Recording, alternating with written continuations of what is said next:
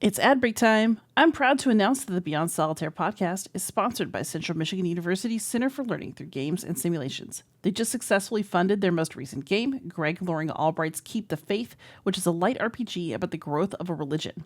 If you missed the campaign, do keep an eye out for a chance to late pledge in the coming weeks. Also, if you'd like to support Beyond Solitaire, please head to patreon.com/Beyond Solitaire to help me keep the lights on. For now, though, enjoy the show. Hey gamers, this is Liz Davis from Beyond Solitaire, and this week on the pod, I'm very, very happy to have special guest Erin Escobedo. She is the designer of Meltwater, which you may recognize as a previous Hollandspiele production, but it is now coming out again through Capstone, and I'm very excited about it. So how are you doing today, Erin? Oh, I'm doing about I'm doing about as well as a trans woman in America can be right now, Like it's a bit of a like holding two thoughts in your head at once. Oh, my life's going well, I'm doing well. Oh God, the news. I'm having that exact same experience. I feel like, I love my job. I took my dream job. I design games all day. And then I turn on the news or like look at social media and I'm like, oh shit. It's Yeah, yes, yeah, agreed. Confirmed. But let's not talk about that. Let's talk about the end of the world.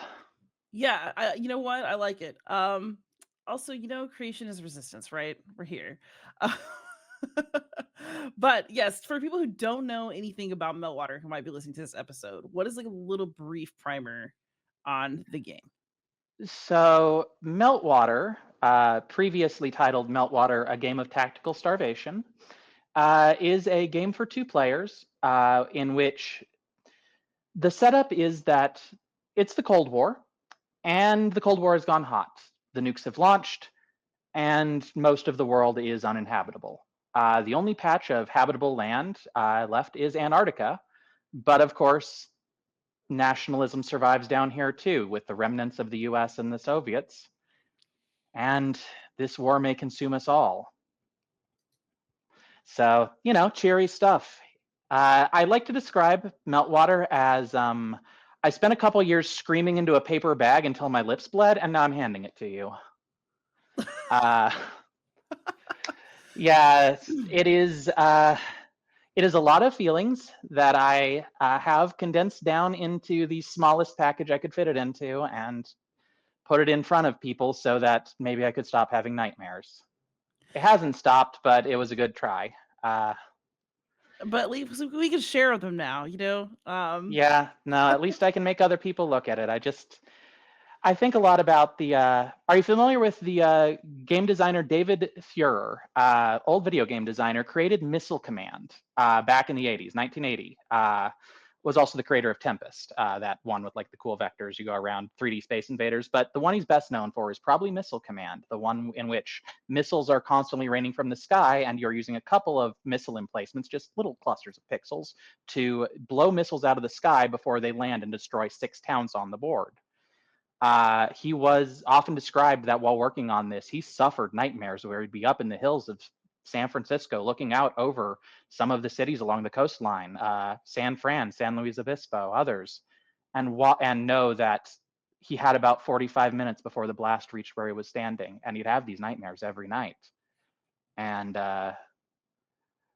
in that way, Meltwater is my version of that. It is my terror at large systems of national ideology, of nationalism, that seem to somehow override the logic of species, of survival, of kindness, of charity, of all of the good things we purport to have. And yet somehow, if you designate like half of them red, half of them blue, issues of species-wide survival seem to just get put aside over and over again. And I didn't start this game meaning to stumble on that. Like, I originally made this game like because I was watching some videos of John Conway's Game of Life while depressed, watching the cool little patterns, and was like, huh, I could do one of those. So I set out a little grid, I drew, on some paper, and I made this little system of pieces growing and dying. And then I started paying attention to the news. This was around 2016. Yeah, And it's actually I want to press on that. I was going to ask you because it sounded like from your designer diaries and the previous discussions of Meltwater that it's sort of like a serendipitous event in your life that you got a prototype. Putting it in Antarctica was kind of a joke because the map board was white. You'd just been watching a lot of you've been playing a lot I, of Fallout. yeah, I'd been playing some Fallout back in the day. I was, and the board was white, so lol Antarctica. Although the more I started to think about it, the more it started to come together.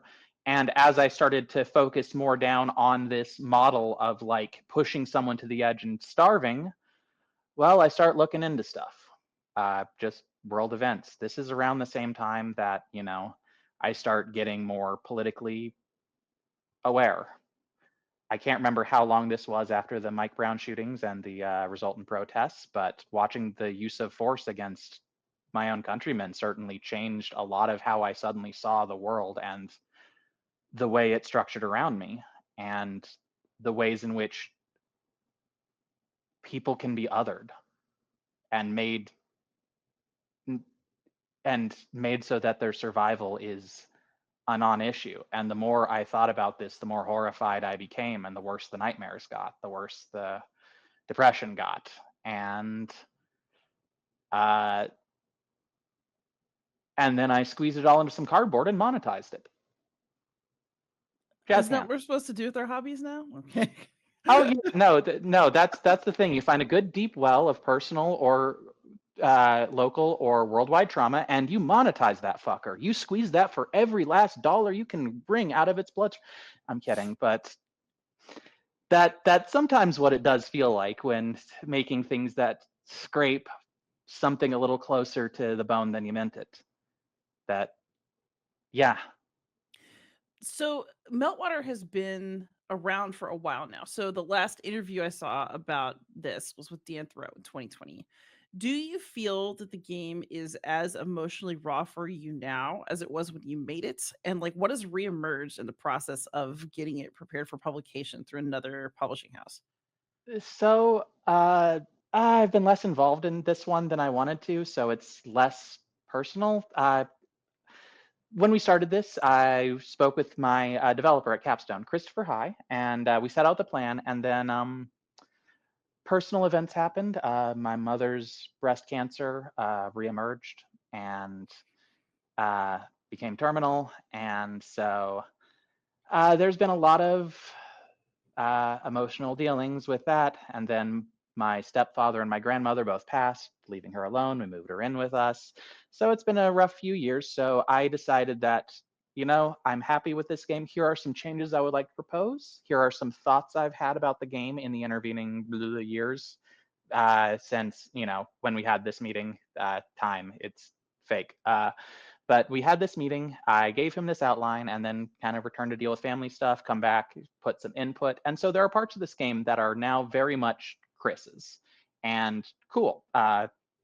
This is a collaborative art form. I come from collaborative art forms. I studied theater. I worked in film and media. Media, great. I worked in film and media for a while, so I'm very used to this idea of there is no central artist. The artist takes part, and then someone else takes part, and you get a greater whole out of it. But so this is a little less raw, but it still feels, every time I look at it, it's like, oh, this this this still feels like, I wouldn't say an accurate model, but an evocative model of multiple forces. Because while Meltwater is textually about nuclear apocalypse, I didn't name it Meltwater in complete ignorance of, say, climate catastrophe. And in the intervening time, we've had other major disasters that put into question our relationships with our own governments and the ideas of our own nations, and watching greater and greater disasters spiral out of control because it would require doing something that isn't self-serving first on a nationalist scale, and that just never seems to happen. It never seems to be important enough. Yeah. And that still feels resonant. It still feels resonant that when I originally talked about the game in 2018, when I wrote those original essays for Hollandspiele, which, by the way, please don't go back and read those. I feel a little embarrassed about them. I enjoyed them.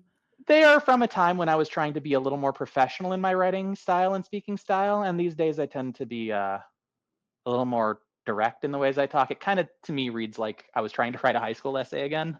But the thoughts I had in there are still relevant, and I don't know. The When I touched on the fact that world hunger is still out there and still just as solvable a problem, when I notice that our government is hoarding things like vaccine patents to get some sort of vague advantage, when I see all of these things, I am in shock at the larger systems moving above my head that control our lives and get to deem who is and who isn't a human who matters. Yeah, That didn't stop. no, it actually does pain me to think that perhaps Meltwater is more relevant now than when it was made. Yeah, maybe. But Mm. this is the world we live in which great hyper objects and hyper systems that are so grandiose in their scale of global control, like, systems like capitalism, systems like nationalism, systems like poverty and conflict and I don't know, patriarchy, cissexism, white supremacy, all of these things that are so big and no one person is controlling them and no one person is making them these decisions for them, but somehow they persist, somehow they act as if they have their own agency, which is not aligned with human survival. Yes. And So, so here's a little toy where you can watch that in paper. so speaking of toys, it's funny. Like you clearly got the knack for what I might want to ask you next. So, you decided to express your feelings about all of this through a game. Meltwater is your only published game, but do you find that like making games is a way that you like to express yourself or like model things that you're feeling? And why games as opposed to another art form? I feel like that's a very good question. And I ask myself this sometimes because like with Mabel, I have a lot of hope for the future and potential of game design as an expressive and illustrative medium, especially tabletop design, where you get to play with the bones of the thing. Like we all understand that a game, like a video game, can connect with you emotionally, but it's connecting you with you in like things like cinematic language as often as it is mechanical context. Whereas board games are just here is your mechanics, and some words that we call them, and I don't know. It Mabel knows what she's doing when she's making her systems. She has an angle. She's a creator of polemic arguments through her games, of saying, here is my position, here is why these systems work the way they do. Cole, another designer I admire greatly, is a historian. He is very detailed in his research and his applications. I'm not really either of those. I'm a horror writer at the end of the day. I'm just putting down something I find unquieting, something that I can't dig out of my brain with a screwdriver if I tried. And sharing that, and board games are the methodology I know. They're the methodology I have some familiarity with the language of. It's less that I chose board games because they are the best medium for expressing what I wanted to, though I do think they are, and that it is a great medium for something I wanted to express like Meltwater, but it's more like Franz Kafka's The Hunger Artist. Why did you choose to starve yourself? Never found any food I liked. It's less that I chose board games for this as I didn't really know what else to do with it. It felt like the thing to do. See, the secret is I'm not actually that smart. Mabel's a genius. Mabel is incredible, and she talks me up. And who boy, I have a couple good thoughts like once every few years. That's still more thoughts that are good than a lot of people ever have, so I wouldn't sell myself short. But I think it's very interesting that you describe yourself as a horror writer because I do think that Meltwater is interesting in that it, I guess, involves players in horrific acts. I mean, it is a game of tactical starvation. But the other thing that's sort of an interesting catch from Meltwater, I think that's ahead of its time, is this premise that, well, y'all could just stop. Yeah, the forfeit condition, which it is in there. The model is such that the radiation is only continuing to spread because no one is taking steps to stop it. Catastrophe, like the radiation spreads as the game continues. It says in the rulebook, you stop the game, everyone alive can try and stop the radiation, but what does that mean for you? You didn't win. Aren't you supposed to want to win? Have you how many playtests of this game have you watched over the course of time? And, like, do people ever take that option? Or do people just feel like they need to play it out? People take the concession option a lot, and like, okay, I want to drop the curtain here a little. Sure. I think it's a great I think it's a great part of the message. I was really again, I kind of stumbled across it because I was looking for ways, as Dan Thoreau noted in his original glowing review of Meltwater, which I am still humbled by. He talks about the fact that someone more designerly, I guess you would say, would have put in a track to like, oh, once there's this imbalance or once there's this population difference, the game is over. But like, that's not how the logic goes. That's not how the state sees. That's not how the game is played. Yeah, I don't wanna get overly But obsessed with present politics, but I do hear some of this too in the echoes of like, "Oh, let's own the libs, ha ha ha. I wanna hear, the other side has to be upset and crying for me to feel happy. it's Ha ha not enough ha." to win. You have to make the other person lose. It's not enough to survive. You must overcome. And I feel like this is a narrative baked into our culture and a lot of cultures, but definitely ours, that you have to position yourself hierarchically, one over the other. I must predominate. My ideology must predominate. My way of thinking, my way of asserting myself must predominate. And it's this never back down, never surrender mentality that was evoked by figures during the Cold War, such as Thomas Sarsfield Power, who infamously said the line that kicked the whole game off. Why would you want to save Russian lives? The whole point is to kill the bastards. If there's 2 Americans and 1 Russian left at the end of the war, we win. That's an insane thing to say, but they gave missiles to the guy who says that. Genius. I don't know what I'm doing here. Oh god. But getting back to the point, so behind the curtain, part of it is just that I didn't want to include a condition for someone to end the game when someone is getting wailed on. So I just said I used to play a lot of Magic back in the day. I used to play a lot of Warhammer, and at a certain point, you concede because you could play this out if you want to sit there for like the next 10 minutes on a foregone conclusion, but so I'm used to games where concession is a thing. I also play a lot of chess. I play a lot of 2-player games where okay, this one's written. Let's wipe it and go to the next one. And so that was just a very natural thing to reach for me to go, why don't I just tell players it's okay to give up if you don't want to keep playing? Why do I have to hold their hand? I feel like a lot of game design is not a lot, but there is a theory of game design that says that sort of treats it as if you need to put guardrails around the player. Like you must guide the player to the optimal experience of the thing.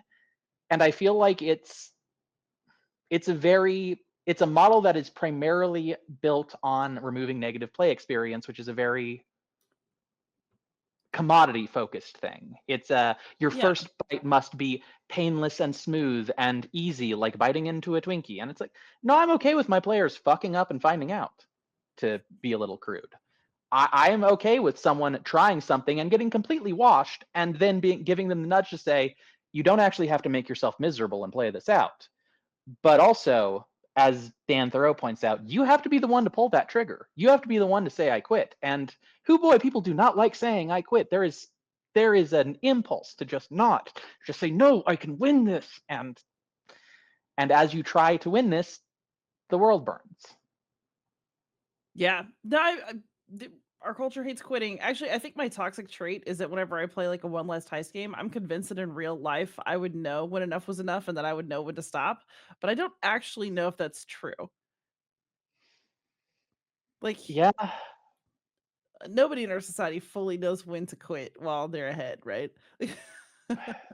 No, we have to keep making the number go up. Don't you understand that if Elon doesn't get another 100,000 million, that he'll break down and cry like a little baby? Do you want that? Do you want Elon to cry like a little baby? Do you want him to fall over sobbing on his shirt and throwing up and puking and pooping his diaper? Do you want that? Is that a thing you would like to be thinking about right now? I mean, kind of. Yeah, but But but no, he I'd doesn't. He, rather us he all doesn't. be at He's peace. he's friends with the president, so Yes. But so leading from this, I'm first I'm curious for people who are interested in Meltwater and they've played the previous version. What are some things that are different? And then it seems like I mean, has the game changed significantly or is it just kind of in smaller I increments? would say it's the core of the game is still very intact.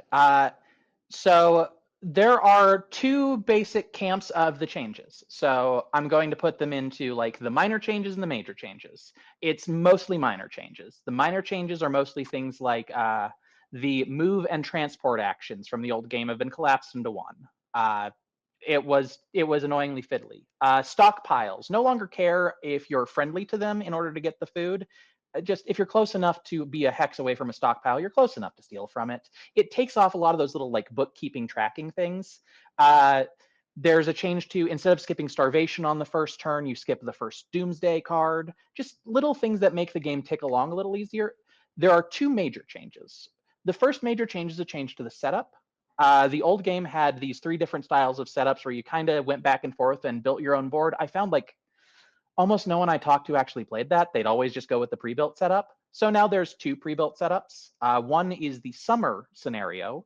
The idea being if the missiles launch in the summer while Antarctica is fully staffed by researchers, cool, play out the normal game as you kind of recognize it from Hollandspiele with a couple little tweaks for balance.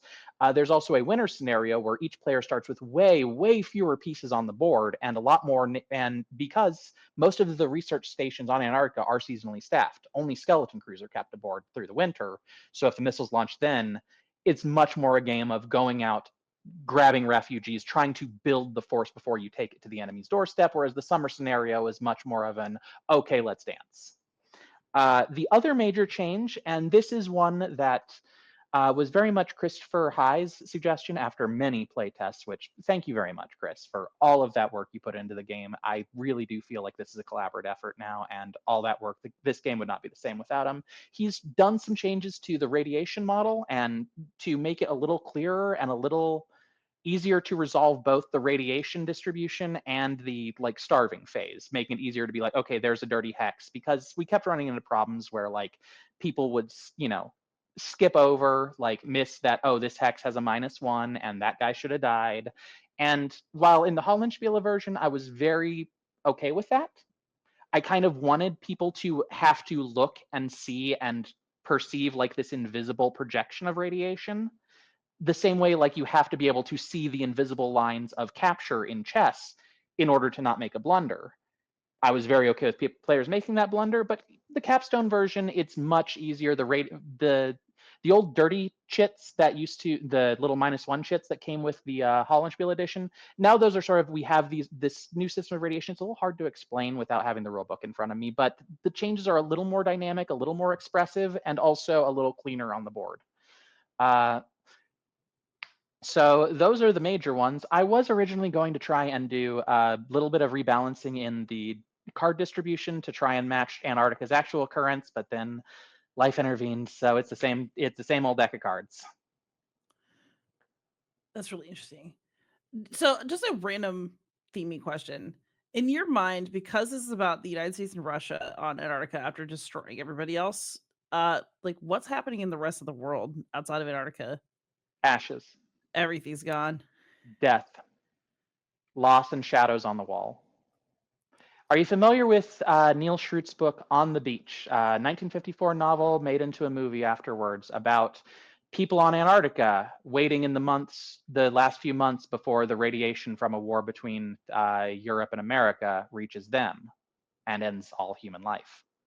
That sounds like a great slash awful read, so I should definitely look into that. Really interesting, very interesting delivery style, really evocative, also written in the 1940s, 50s by a male author. So, you know.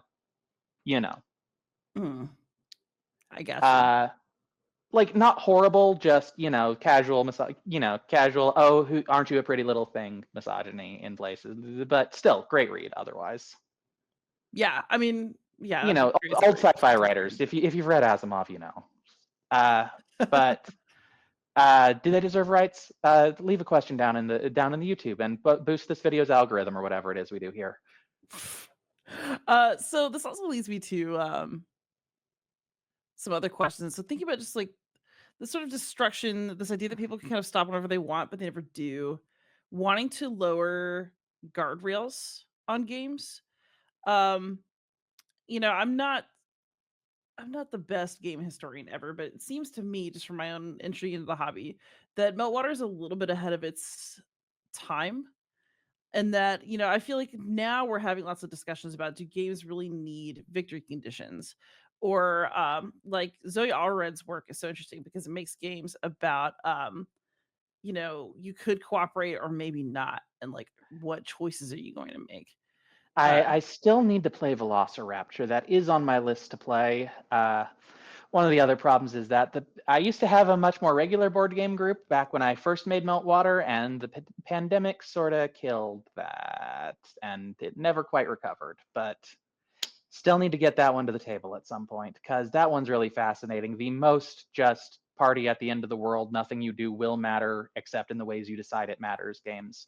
Although my favorite of that is definitely either, well, two of Mabel's, obviously, either Endurance or But Then She Came Back. Both excellent games about, what do you mean victory?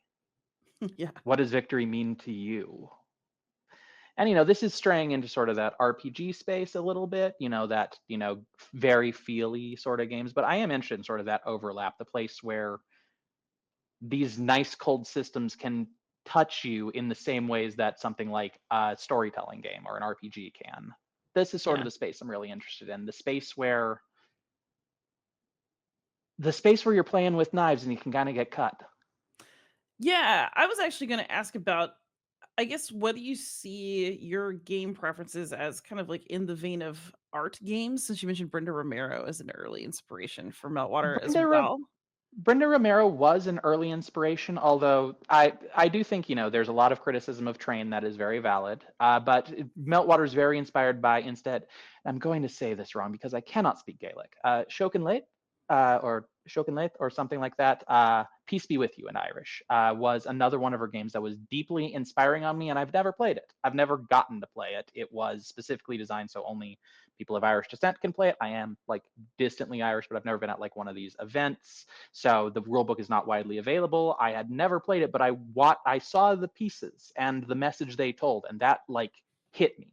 The fact that I could just look at this board from 20 feet, see a picture, and see like 2, 3 pictures of the play and know exactly what was happening and why it made my heart sink through my guts. So that's what I wanted out of Meltwater. I wanted players to have that. The thing I think I'm happiest about with Meltwater is if you go to the BGG images gallery for it, the game sort of just tells you about itself. You see what the game is about in photos. Just this pitiful little movement in a sea of oncoming end. When you are playing board games, so But it sounds like sorry, you I need to totally give your didn't answer the question though no, no, about favorite no. art This designers. I'm super I into mean, this actually. when it comes down to it, like Cole and Mabel are my favorites. I will sing their praises up and down, especially Mabel. But I'm very biased. Mabel is like a sister to me. Like I think she's the most brilliant person working in game design today. And then there's Cole. Like you've seen what Cole makes, right? Like Jesus, my guy. Do you sleep?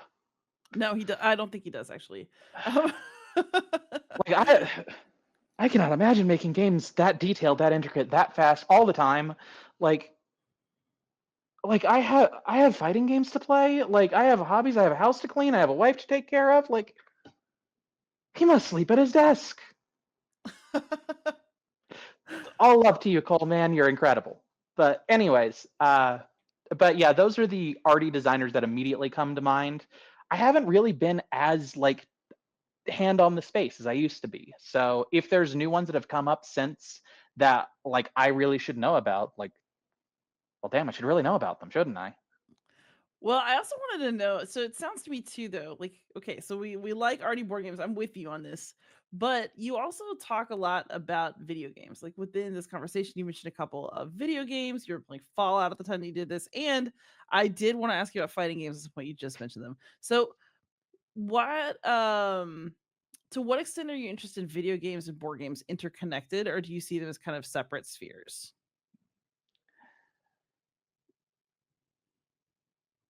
It's one of those things where they're different mediums. They both have similar principles and they both have like video games sort of it depends. Like I feel like trying to define what video games are is so much more nebulous right now. That has had much larger an explosion of possibility space than board games has. So I think there are video games that are very close on the Venn diagram to what board games are doing. Things like things like XCOM or This War of Mine uh, or even just digital implementations of board games like Root Digital, which is excellent. Uh, but then there's the other side, which is completely disinterested in the ways board games tell stories with these mechanical tensions of push and pull and victory and loss that are still beautiful and gorgeous. I'm a huge fan of the visual novel genre myself. My favorites being the Same. work of Worst Girls Games. AVB Max Schwartz created We Know the Devil and Heaven Will Be Mine. If you haven't played them, why are you spending money on my games? Go buy those on Steam and play them. Excellent, beautiful stories about being trans and queer in fantastical, magical, realist settings that just changed me as a person. And I wish I could capture something like that in the mechanical language I know how to speak in, but it's very much a creature of a different language. So, video games is a spectrum, as is anything we try to categorize. Borders, gender, concept. Many concepts are entirely fluid, and trying to say, well, are these two the same thing? It's like I don't know if they're close to each other on that giant spectrum of concepts. Yeah. But for me, though, the ones that feel the most like that gaming game sort of thing are. I'm a huge fighting game fan. I just like them. They are a beautiful little weird little language you can speak with another person that is constantly evolving and constantly growing. And I love that. My favorite games are two-player conversations, the sort of thing where there's a tension between you and another person and you're trying to figure them out. Meltwater's a little like that, trying to figure out what their priorities are in response to the radiation. Fighting games are very much that because you have to figure it out within human reaction times, within a temporally locked space where you don't have time to sit there and go, well, I know you could do this. I know you could do this. I know you could do this, where you could sit there and work it out and just be a total prick. But in fighting games, it's okay, here's the situation. What? It's great. It's amazing. It has changed the way I really consume and enjoy this sort of gaming, especially because fighting games are so difficult to master, possibly difficult. Like, I love a game that I'm going to be still playing and learning and figuring out in like 30 years. That's excellent. That's what I want. Not so much into these little short, like shorter, squippier experiences, unless they are very narrative. This is super interesting to me because I mean, I don't hate fighting games, but I find them stressful and I don't always understand the appeal. So I want to know, like, what is your favorite like fighting game series and what makes it special? So I have an answer for that, but I think here is the answer that is going to change this, and it is completely independent of the game I play. And the thing is that what makes fighting games beautiful and what sort of exists in them that has parallels in other spaces, but never quite a one-to-one, is the fighting game community.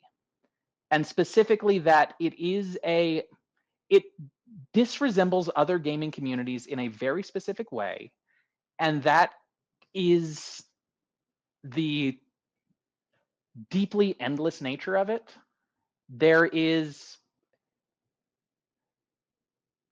imagine if the bosses in Dark Souls could go study up and be harder through things other than just getting more hit points or doing more damage. Imagine the Dark Souls boss could figure you out the way you're figuring it out. That's fighting games. It's incredible. That is the appeal to me, is not the, oh, this game is the perfect. I have my favorite. It's Guilty Gear Xrd. It's an amazing fighting game. Go play it. It's usually like $10 on Steam, but also it's a game for freaks and weirdos, and it's incredibly hard, incredibly dense. One of the most mechanically bottomless games you'll ever play in your life, and that's part of the appeal. Is you you don't have to know all of it. It's not like a board game. It's not, you don't have to internalize all these rules. Pick up the controller. You know how to move left, right, press a button, do that. Learn the next thing when you need to. It creates this constant evolving process of learning that is itself reciprocal with the people you are learning with, so that you are constantly developing and growing around each other, learning these weird little private languages. So, like, one thing I'll come to is that, okay, so my friend Daisy, we play a lot of Guilty Gear together. She plays a character named Milia Rage, very fast-moving, whippy little character, goes around the screen, knocks you down, sets something up awful on top of you for you to stand up into. Horrible, hate her, evil character. And I play the honest, totally fair character, Axel Lowe, a very slow British gentleman who just happens to hit you from across the screen with this big metal chain he's holding. And so the dynamics of that fight between me and between my character and Milia are interesting, but the dynamics between me and Daisy are unique in a way that is different from any other given Axel and Milia, in part because fighting games are too fast to do, because they ask so much of you so constantly, and you cannot physically, physiologically, you cannot focus on everything. You must develop, you must choose places to develop yourself. You must choose what part of the infinite skill set you want to be working on. And this creates uniqueness. It creates intricacies. It creates dialects. There are places where you can always be optimizing and doing something better, but no one has ever reached that I do everything optimal. And they had to choose where they were doing that with their own frail human body, human muscle memory, human reaction times. And that massive combination of all these factors creates this pressure force on people that extrudes them into these wonderful, beautiful, unique shapes. And then having conversations between these shapes, there's nothing else like it. Chess doesn't do this, if only because like chess has a similar thing where people develop their own styles, but like the depth to which you have to go before you're doing your own thing and leaving your and feeling your own fingerprints are way further down the line after years of studying books and opening. Whereas even at every level, there are these little parts of enjoyment where, like, again, my friend Daisy, her character has this uh, super attack, this called Chroming Rose, where when she's zooming across the screen, she leaves these little flowers that explode. And it's actually not a really strong attack, but she has spent so much time perfecting all the little advantages she can get off of this attack. It is hers. It is hers in a way that someone else picking up the game, they might know what she's doing, but they don't have it the way she does. They haven't put the time, the memory, the muscle memory. So much of it is muscle memory. So much of it cannot happen up here. It's too fast. You have to learn how to put it in your veins, your bones, your reactions. I'm a little passionate about this, you might be able to tell. No, I love this. So it actually Uh, makes me wonder though. Okay, this is not, I'm not asking this in an adversarial way, it just sounds like it. Why do you like to figure people out by fighting them? Why does, I mean, like Meltwater too, it's brutal. Like you talk about figuring other people out. What is it that you figure out about somebody in an instinctive, aggressive situation that you wouldn't otherwise? I just feel like this answer will be very interesting to me. so I feel like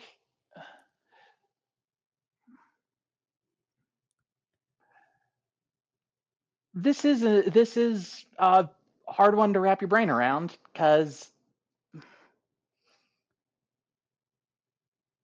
I don't know why. I just have always used that. That is how I connect to other people. Like at the end of the day, I'm kind of a weird dog. Uh, kind of shy, stays in the corner a lot. Having a structure with which to connect with people has always been helpful. And for some reason, the adversarial tension of a competitive experience, I don't know, it allows you to be in contact with something different about a person. Like it's something that isn't part of like their persona, their public face, the version of you that they have decided you see. There's an intimacy to it.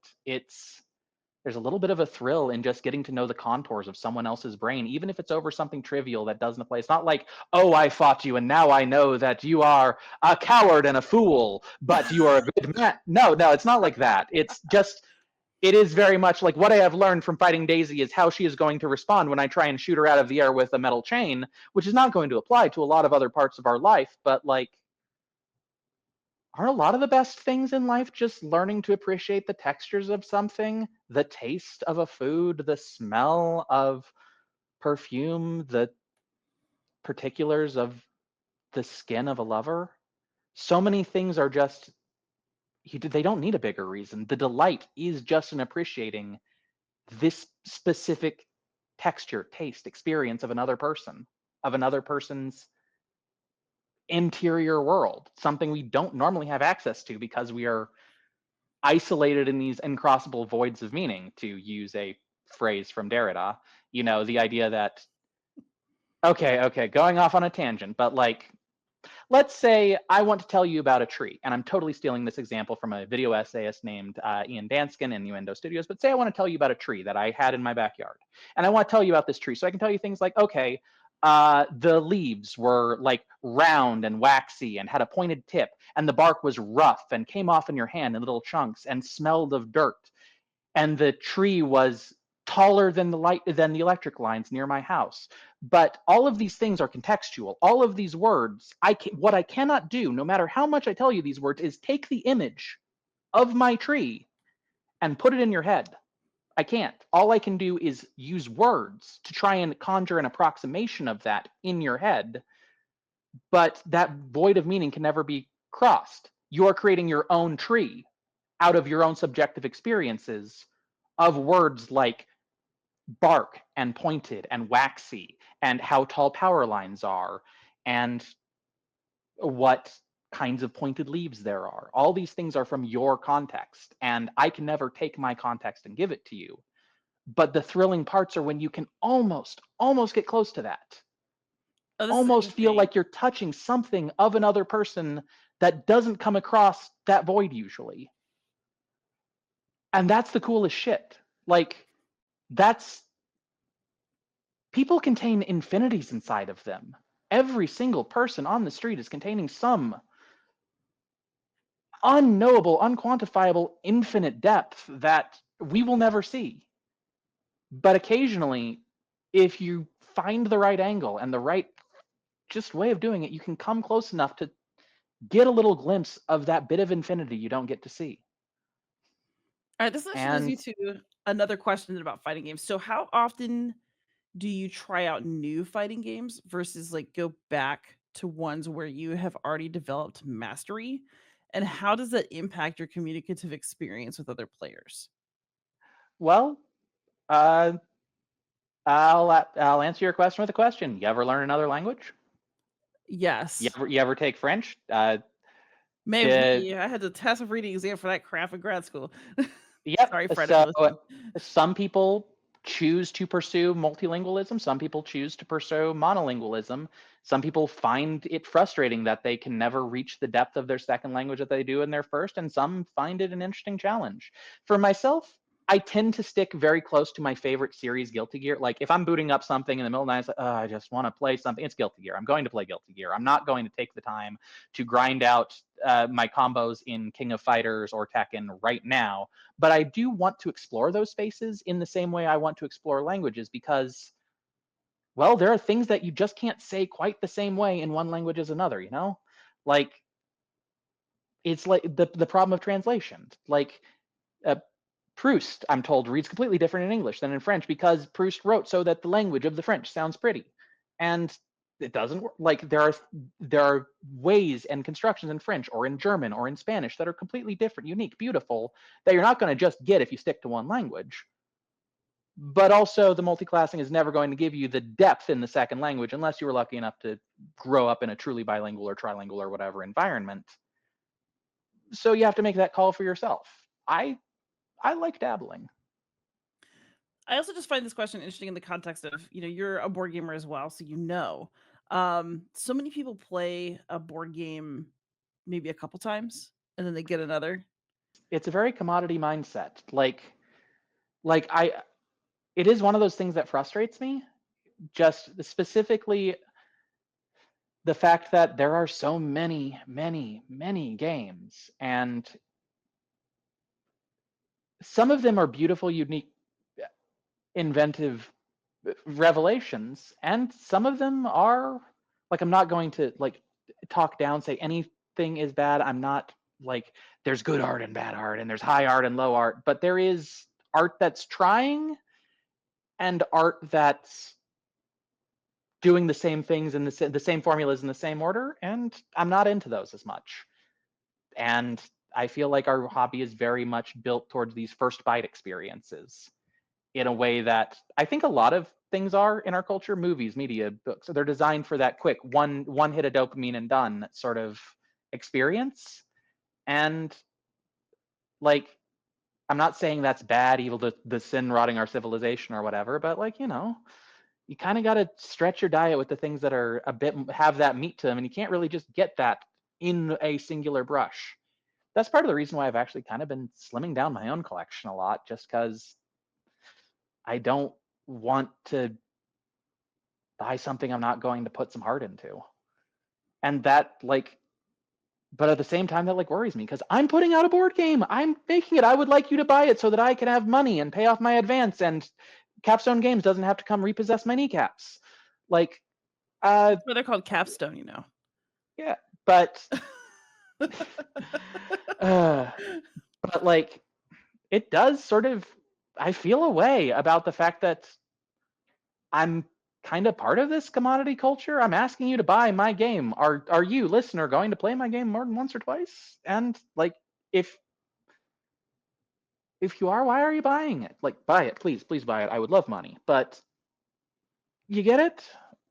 I I do. do. I do very much, and maybe this is a mindset I very much come from growing up.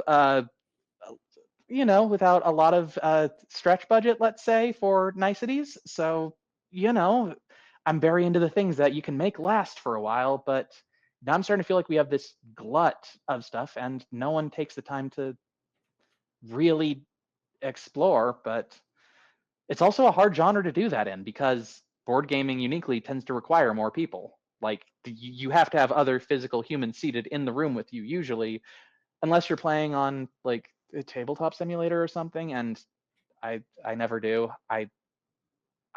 I'm old. I have never been able to like get past the interface issues, and board games are something kind of I feel like I at least have to do in person and without the ability, but I can't do them at you can't do them at will. You need another human being.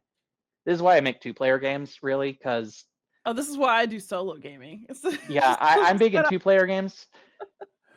Like, I'd never got really big into solo gaming except for Mabel's, because I get into Mabel's because they're Mabel's, and I want to know what she's doing, and she's fascinating. But for me, gaming was always a social exercise, even video games. Like, I don't tend to play a lot of video games where I'm playing alone by myself in the dark. Unless if I am, they're usually visual novels. They're usually something I'm just going to for a narrative experience. Ever since I was young, like, video games were me going over to the kid next door's house to watch him, to hand off the controller, or watch him play Super Metroid or something. It was never about like, it was never this personal thing. It was always a community thing for me. That's one of the reasons I love fighting games, is that fighting games are by definition a genre that are best with other people as a means of communicating with others.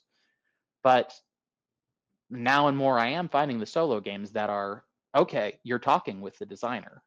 And those are pretty good. That's super interesting. So what is your I mean, you've had a very busy last couple of years, as we mentioned, and some difficulties that kind of kept you back from the work of design. But what does your design life currently look like? And does it match what you want it to look like? Well,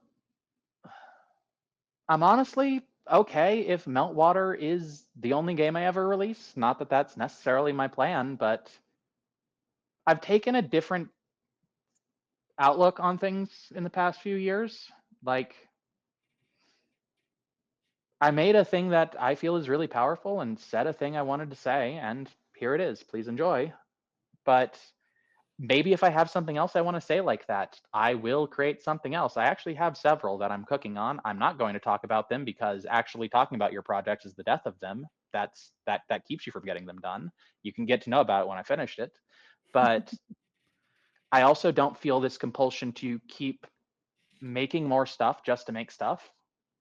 That's that sort of consumerist weird feeling. Like, I don't need to just I don't need to cut down more trees if I don't have something to say with it. But maybe I will. Right now, all right, I will give a little bit of a hint. One of the games I'm working on probably will come out through Hollandspiele, as will any future games I make.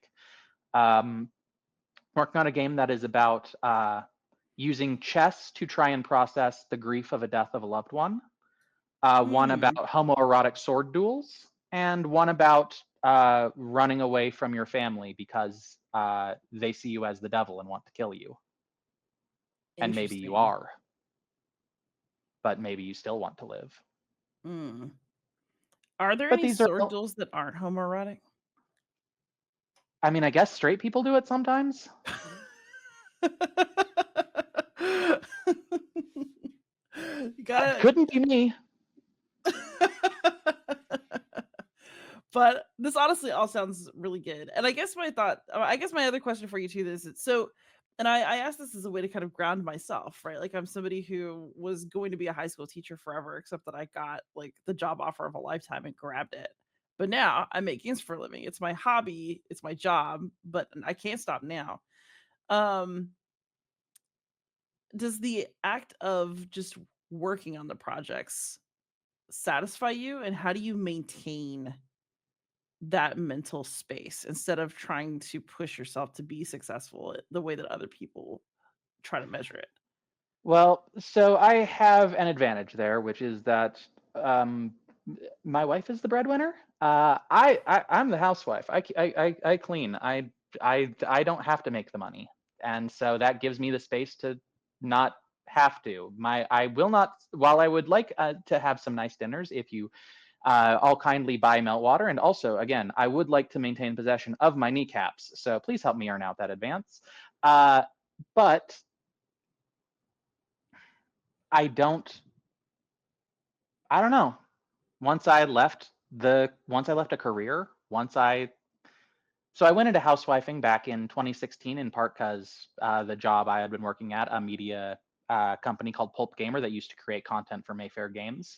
That company unfortunately went under when Mayfair was bought out, and at the time my wife's kidney condition worsened and she needed a transplant.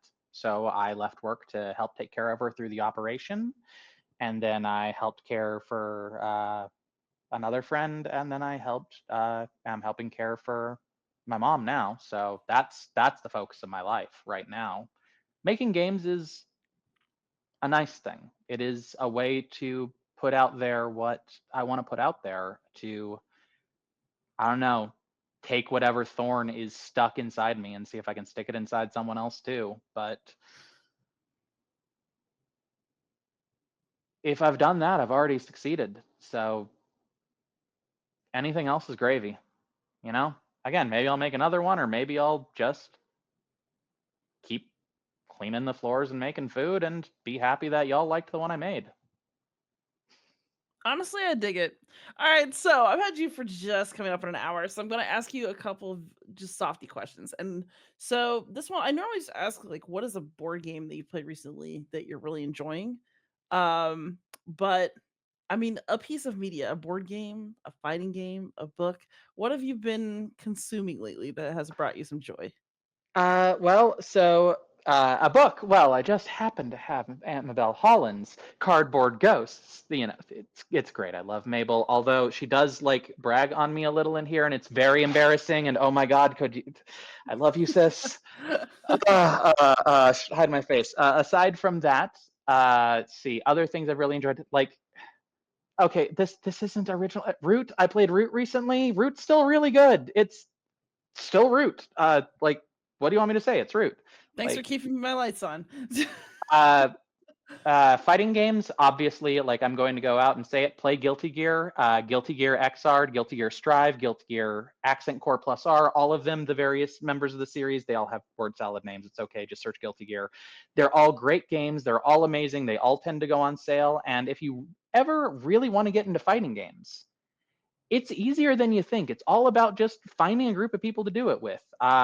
And if you'd like a place to start, I'd like to recommend a friend of mine, twitch.tv/Pat the Flip, PATTHEFLIP. He is an educator, he is an instructor, and he is a great person who helps people get into fighting games and Guilty Gear in specific, and has written a lot of instructional content, a lot of inspirational content, a lot of talking about why we fight and why we enjoy these games. And he's a really excellent writer. Patrick Miller. Just go check out his work if you ever want to understand what the big deal with these fighting game things is and why it's more interesting than just two people mashing buttons at each other. It's a great time. I highly recommend checking out some of his writing or some of his video essays or some of his talks. He's great. And that's brought me a lot of joy recently. And God, I recently saw The Substance. That also brought me a lot of joy. God, excellent horror movie. Fantastic analysis of the madness of being a woman in a society that treats you like a consumable product. Just Kino, absolute Kino. Go see The Substance. I keep thinking about watching it, but I'm very worried the body horror is going to be like too much Oh, for it's me. so body horror. It's so body like okay, body horror. Body horror is my thing. I love body horror, but yeah, you have to kind of be into that. You kind of have to want to watch, the gross skin and the blood and the sewing and the needles and the Oh yeah, god. I'm a yeah, big yeah. baby, but I kind of feel like like so many people have talked this movie up. I'm like, okay, am I just gonna like make my boyfriend sit with me and just have to turn it off occasionally? I mean, that's just.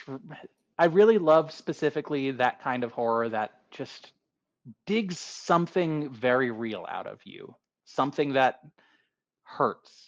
Movies like The Substance, Hereditary, The Platform, just incredible movies.